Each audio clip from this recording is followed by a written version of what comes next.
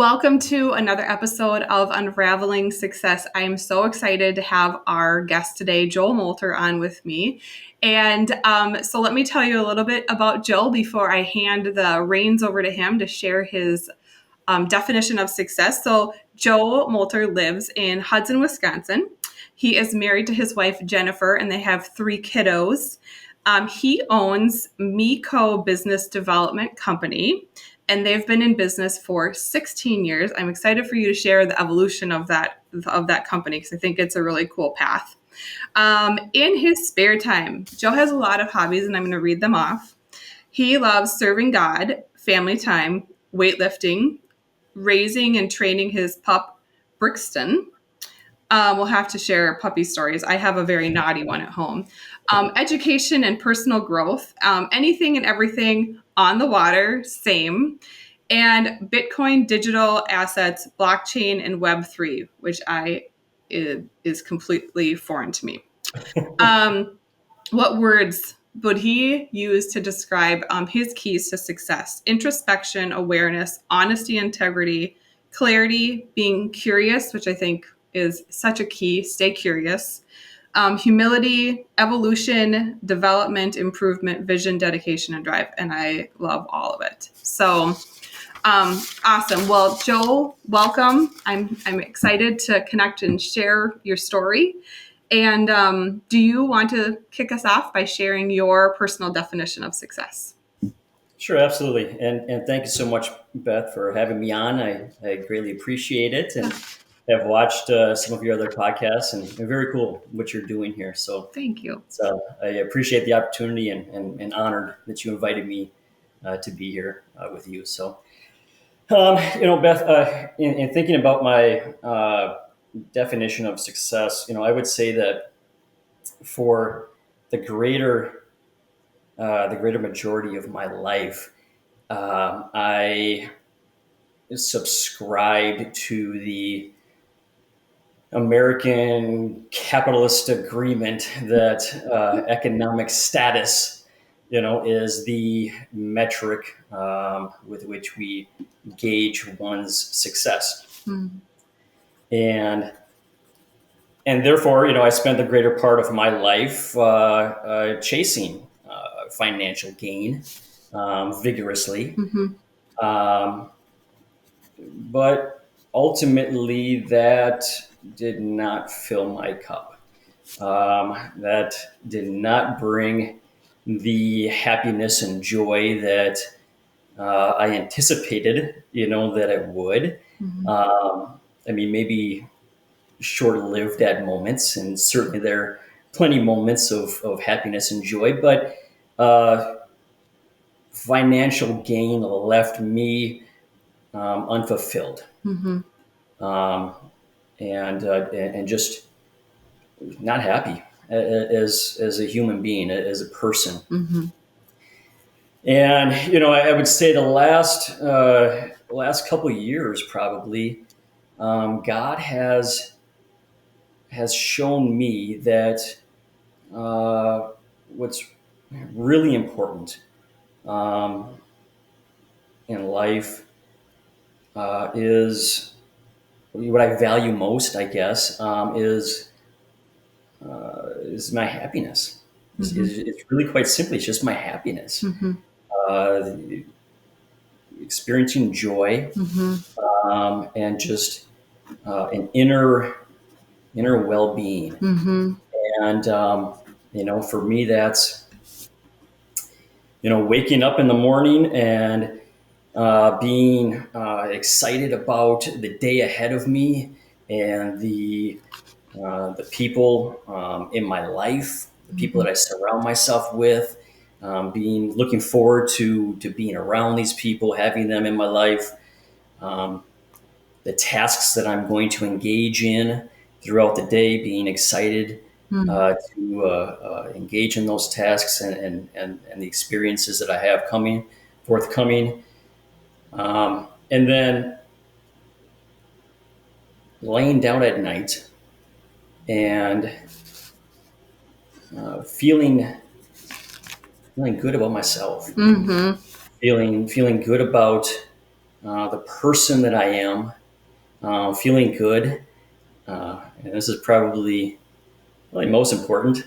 Feeling good about how I treated others, Mm-hmm. people that I encountered, throughout the day. Mm-hmm. Um, I can lay down at night and I can feel good about myself when I face God. Mm-hmm. Um, I feel like I've made Him proud and that Mm-hmm. He's happy with my performance, Yeah. throughout the day. Uh, that brings me happiness. Mm-hmm. That brings me joy. Um, and to me now, again, after the majority of my life chasing financial gain, I would say now that is really how I measure success. Mm-hmm. Whether or not I am successful on a daily basis, whether I am successful or not. Yeah. I love that. Yeah. It's a good one. Yeah, I agree that I think it takes time for me, it took time to learn that like the financial gains are very anticlimactic. They're just you reach one and then you have like your next benchmark set in like 5 minutes, and it's just Yeah, not. totally. Yeah, it's definitely not an end game, right? Because you never have like arrived. It's the next benchmark is just set out, and I've acquired this. Now what can I acquire next? yeah, yeah, It just doesn't exactly. fulfill. It No, doesn't fulfill your cup. It doesn't fill the it cup. totally doesn't. No, it's a shallow why, and yeah, I agree. So tell me a little bit about how MeCo started. I know that you are a little bit more of a self-identified serial entrepreneur, which I can relate to that in many ways. But how did it start? Because I know there's multifacets to MeCo, and so tell me a little bit about how did it start, and then as you guys have grown, tell me a little bit about your journey and like what does it look like right now? Yeah, absolutely. Great question, and it's interesting because I think the MeCo Business Development Company, and MeCo stands for Moelter Enterprises Corporation, um, has really been. Oh gosh, I mean, this has been probably in the making for again the majority of my life, but just incorporated 5 years ago. Um, but it took you know uh, a decade or greater to um, understand, I guess, really what well, what MeCo is, and really what MeCo is who I am. Mm-hmm. I guess really, as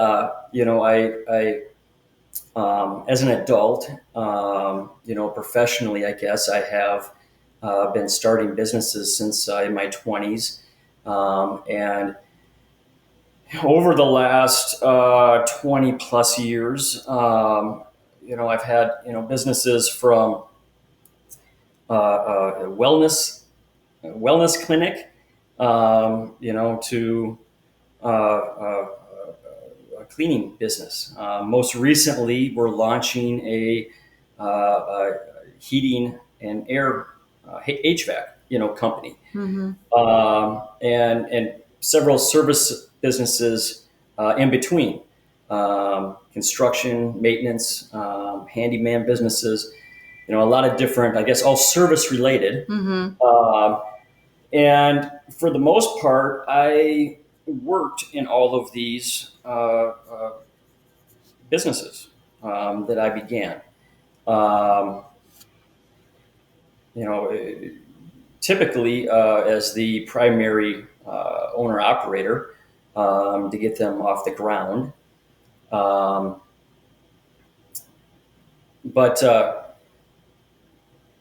interestingly, and I guess this is how MeCo has evolved and gotten us to where we're at today.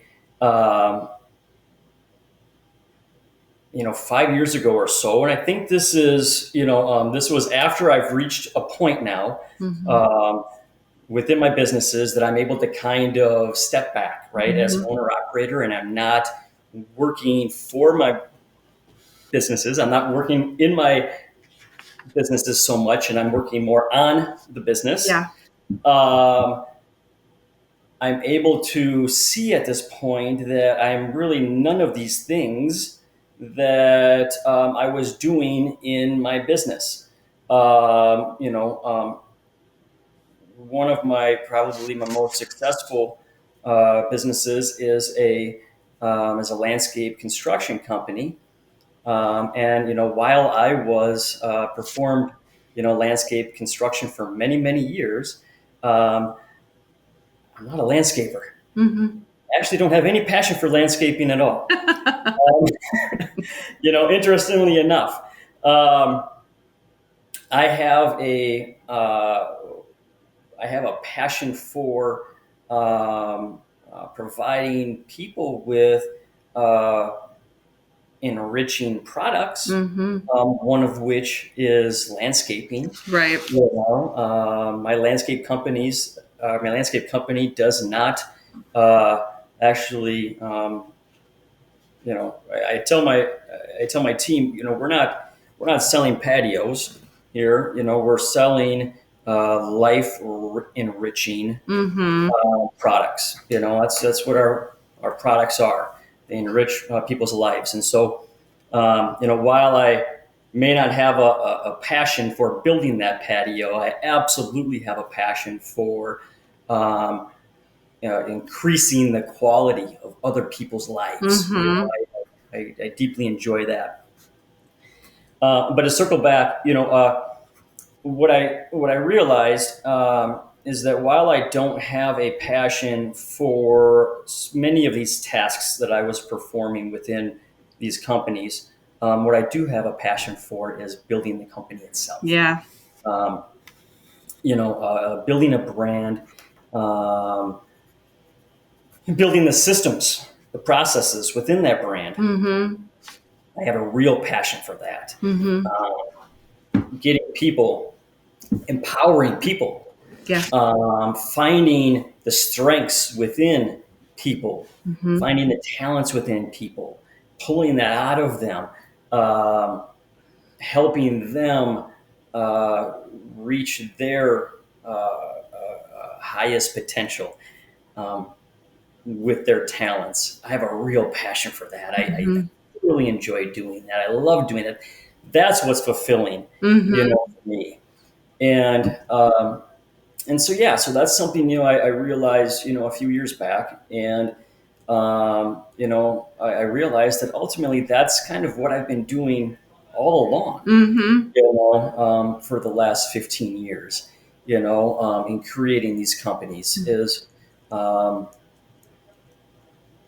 is working on building the company Yeah. and working on building people, Yep. and um, yeah, that's where my passion lies. That's where my love is at, and ultimately that is the heart of what the MeCo Business Development Company is all about, Yeah. and the direction that I'm going as an entrepreneur, and Mm-hmm. the direction that this company is going. Yeah. It's so good. That's one of my favorite things too is the grassroots, like creating something from the ground up and putting your fingerprints on it, so in a way where it doesn't look and feel the same as the rest of the standard industry that you're in, like something that's a bit set apart. And I would say for me, when I first started hiring, it was maybe a little less than 10 years ago. And at first, it was the most awful part. I hated it. I was taking leadership advice from someone who did not lead like I did. It was a very patriarchal leadership style, and I am not. I'm a harmonizer and a Yes. servant, and I it took a little bit for me to actually figure out like what my leadership style was. And once I figured it out and just kind of started marching to the beat of my own drum. And that for me is now my favorite part of what I do is Yeah. building people in my team. Like it's Yeah. where I find probably my most joy. And It's so rewarding. it is. It's also something I feel like I had this conversation probably about a week ago. Um, and one of the things that came up, and I don't know if this resonates with you or not, but I can see someone's potential and I get so excited about their potential that I think sometimes I get more excited about their potential than they are excited about their own potential, Totally. which is kind of funny because when it comes then when you're pulling that forward and you are translating that into like hiring, you have to be very careful because just because you can see the potential doesn't mean the potential will be realized. So you do still have to have a number of filters there to kind of protect yourself and your business. But I also wouldn't change the fact that that's part of who I am. I just know that I need to bring other people into interviews to help me counterbalance Sure. a little bit. We all have insecurities, right? Mm-hmm. I mean, I know I surely do. And you know, I see that, in a lot of other people also, but I also see, again, like what you said, their potential. I see potential in others. And often, um, really they're just lacking the confidence, to pursue, uh, their potential, and if we can help, um, anyone, whether they're working with us or for us, or just in our life in general, if we can help them, um, gain a little confidence and overcome some securities Mm-hmm. to help better themselves. Yeah, Hey, again, now we're being successful in our own journey. totally. Yeah. Right? Yeah, I agree.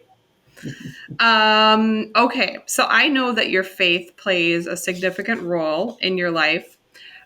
So share some ways that your faith has helped guide you in just some pivotal moments, especially in business, but feel free to share anything on the personal side as well. Yeah, sure. Oh gosh,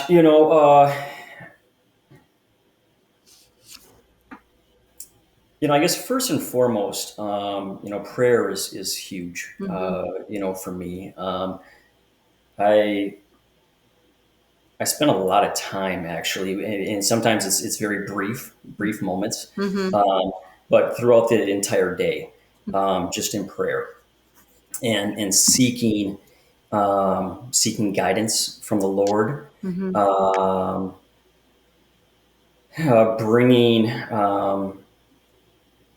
bringing my bringing my desires, before the Lord. Hey, Mm-hmm. Lord, this is what I want. Mm-hmm. Help me with this, please. Mm-hmm. Um, but ultimately, I want His will to be done. Um,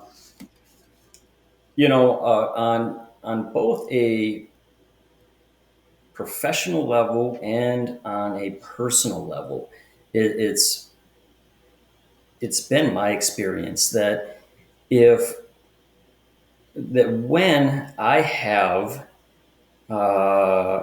faith in God, Mm-hmm. and faith that, um, He's going to deliver, Mm-hmm. um, He does. Yeah. He just does. Mm-hmm. It's been amazing. Yeah. The doors that He has opened. That you Uh, couldn't open by yourself, right? I Like, put it by myself, yeah. and what's interesting is sometimes it's the doors that He closes, Yeah. that really end up, being the true opportunity. Mm-hmm. You know, I I wouldn't have actually gone out. Like I said, I started one of my first companies in my 20s. Mm-hmm. But ultimately, not ultimately, but I guess for a moment there, that business failed. Um, yeah, kind of failed, I guess. I ended up having to. I had children, Mm-hmm. and I needed a more steady income, Mm-hmm. and so ultimately I went to work for someone else Mm-hmm. to make sure that I had that steady income. And and it was the financial collapse in '08 that that put me out of work, and I had a great job, and that I was was really pleased with, and but that was a door that needed to close, Mm-hmm. for me to pursue once again my entrepreneurial spirit, Mm-hmm. um, and go back into business for myself, which ultimately um, was a real blessing. And all along the way since then, you know, God has provided time and time again, for me, and it's just, it's just, it's to me, it's been nothing short of miraculous, whether it's, just needing this job to sell, or needing this revenue to come through, Yeah, or this, this to close, for uh, to get the revenue coming in to keep operations moving, when I, am like, oh gosh, I don't know how this is going to happen. He makes it it happen. does. Yeah. Yeah. And to say, it's not that, we're just sitting on our hands and doing No. nothing. We gotta get up and we gotta work, and we Mm-hmm. gotta, we gotta, Do our part, you know, right? we gotta put the motion in. Um, but he's had my back. Yeah. He's had my back 100%. Mhm. Um, yeah, and same thing is in my personal Yeah. in my personal life. Um, I've like I said, it was just a few years. Well, I guess it was during COVID. Really, Hmm. I was probably at the lowest that I've been. Um, Maybe I don't know about my entire life, but certainly in the last 25 years, anyways. Hmm. Just emotionally and mentally and spiritually, and Yeah. and I was really at the peak, probably financially, that I had been Mhm. at that point in my time in my life. Mhm. So again, interestingly Yeah. enough, They don't coincide.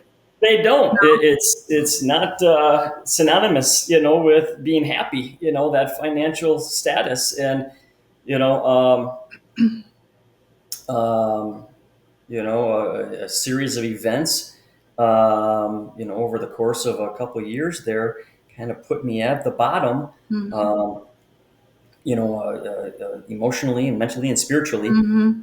And boy, I turned to God. Hmm. I turned to God, and He turned things around for me. Hmm. And I and again, it was just like, and this isn't the first time that um, he's shown me this. It's not the first time that I guess that I've put myself in this place where he had to remind I me. know we're slow learners, right? Yep, yep. That nothing else is going to fill my cup except for Him. Right. Yeah. No matter how I try to fill it, Yep. nothing's going to fill it except for Him. Yep. And um, He reminded me of that, and Hmm. I continue now to seek the kingdom, and um, boy, my cup's never been fuller. Yeah. You know. Yeah. I know for me, I feel like there's two things I do on a daily basis that to start my day that I feel like just helps me from like I always in the morning I try to like make sure, mentally, emotionally, physically, spiritually think like something I'm taken care of in those ways before I enter even into my work at all. And two things that I specifically do. The first one is that I this year I started it this year. I've been doing a short devotional every morning. I was doing it a different way, but I had this idea to buy a chronological. So it's a chronological book, Bible, study Bible that's 1 year. So like you read the entire Bible in 1 year, but it's Interesting. all set up in a way where the sequence of events is plotted as the Bible. So you're reading it as a story. Oh, And cool. I love it. What's the name of that? It's literally actually, you know what? I'll send you a picture of it. Yeah, please do. That's cool. I like Yeah, that.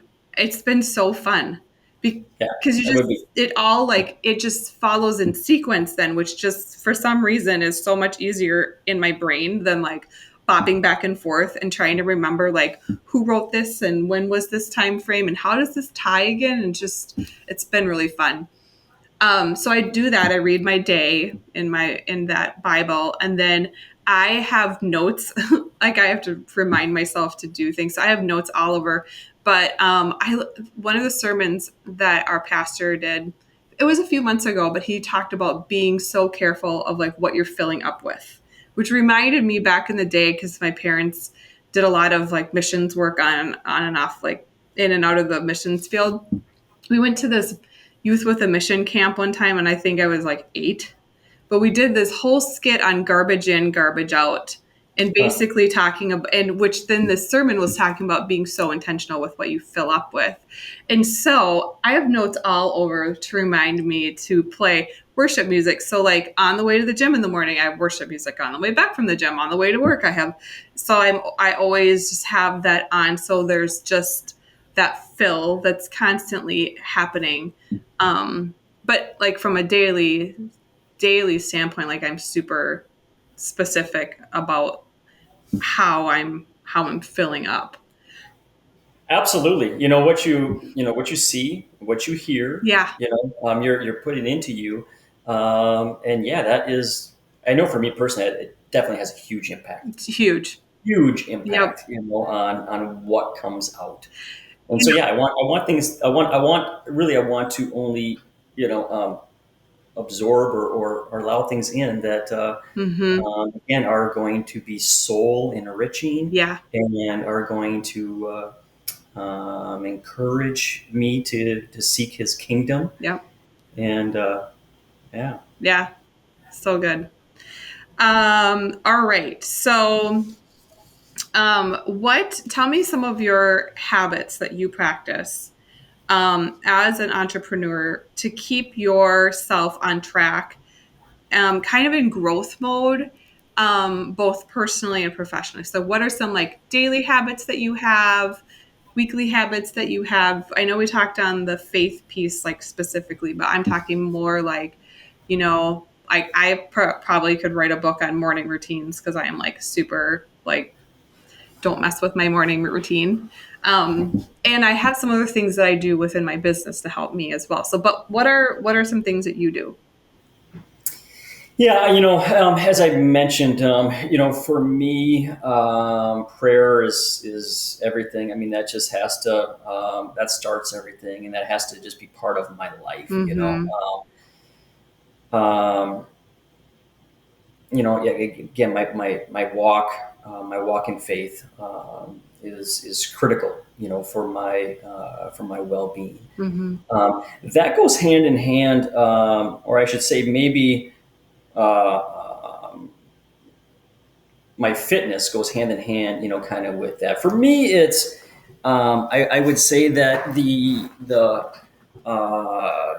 mind, body, spirit, you know, it's kind of an all or nothing thing for me, Yeah. which is, I don't know if that's, good or bad or indifferent, but, fitness is a huge part of my life. Mm-hmm. Um, and, you know, I know that if I, if I backslide on taking care of my physical self, Mm-hmm.